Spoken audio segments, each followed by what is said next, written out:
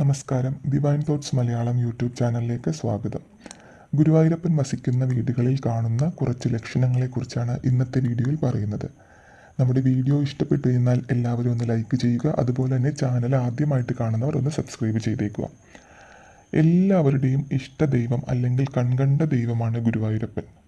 ഗുരുവായൂരപ്പനെ മനസ്സറിഞ്ഞ് വിളിച്ചാൽ ആ ഭക്തൻ്റെ അല്ലെങ്കിൽ ആ ഭക്തിയുടെ കൂടെ ഭഗവാൻ ഉണ്ടാകും. ഭഗവാന്റെ അനുഗ്രഹം അവർക്ക് ഇപ്പോഴും ഉണ്ടാവും. അവരുടെ വീടുകളിലും ചില ലക്ഷണങ്ങളൊക്കെ കാണാറുണ്ട്. കാര്യം നമുക്കൊരിക്കലും ഭഗവാനെ നേരിട്ട് കാണാനോ ഒന്നും സാധിക്കില്ല അല്ലേ. ചില ലക്ഷണങ്ങളിലൂടെയാണ് ഭഗവാന്റെ സാന്നിധ്യം നമ്മൾ അറിയുന്നത്. അപ്പോൾ അങ്ങനെയുള്ള ഭഗവാന്റെ സാന്നിധ്യമുള്ള വീടുകളിൽ അല്ലെങ്കിൽ ഭഗവാന്റെ സാന്നിധ്യം എപ്പോഴും ഭഗവാൻ കൂടെയുള്ളവർക്കും ചില ലക്ഷണങ്ങളൊക്കെ ഉണ്ടാവും. 2 നേരം കുളിച്ച് വിളക്ക് കൊളുത്തി, അതായത് രാവിലെയും വൈകുന്നേരവും വിളക്ക് കൊളുത്തി ഭഗവാന്റെ നാമങ്ങൾ ഉരുവിടുന്ന വീടുകളിൽ ഉറപ്പായും ഭഗവാന്റെ സാന്നിധ്യം ഉണ്ടാവും. ഗുരുവായൂരപ്പൻ്റെ അനുഗ്രഹം ആ വീടുകളിൽ ഉറപ്പായും ഉണ്ടാവും. ഇങ്ങനെ ഗുരുവായൂരപ്പൻ്റെ അനുഗ്രഹം ഉണ്ടെങ്കിൽ ഏത് പ്രതിസന്ധി ഘട്ടത്തിൽ പോലും പിടിച്ചു നിൽക്കാനും അതിനെ തരണം ചെയ്യാനുമുള്ള ശക്തി നിങ്ങൾക്കുണ്ടാവും. എന്ത് ദുഃഖങ്ങൾ വന്നാലും ദുരിതങ്ങൾ വന്നാലും ഭഗവാന്റെ ഒരു കൈത്താങ്ങുണ്ടാകും. ഇങ്ങനെയുള്ള വീടുകളിൽ കയറി ചെല്ലുമ്പോൾ ഒരു പ്രത്യേക സുഗന്ധമായിരിക്കും. ചന്ദനത്തിൻ്റെയോ കർപ്പൂരത്തിൻ്റെയോ എന്നല്ല, ഒരു പ്രത്യേക സുഗന്ധം ആ വീടുകളിൽ ഉണ്ടാവും. അതുപോലെ തന്നെ ഭഗവാന്റെ അനുഗ്രഹമുള്ള വീടുകളിൽ ഒരുപാട് തുളസി ചെടികൾ താനെ കിളിർത്ത് വരുന്നത് കാണാം.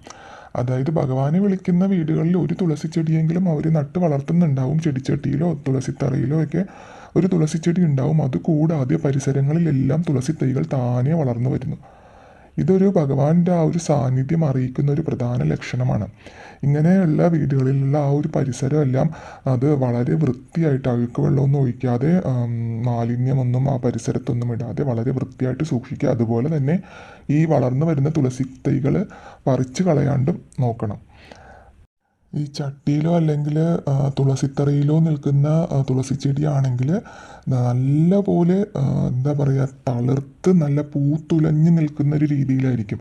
ധാരാളം തുളസി കതിരുകളോടുകൂടി നല്ല ഒരു വളവും ഒന്നുമില്ലാണ്ട് തന്നെ നല്ല തഴച്ച് വളരുന്ന രീതിയിലായിരിക്കും തുളസി ചെടി ഉണ്ടാവുന്നത്.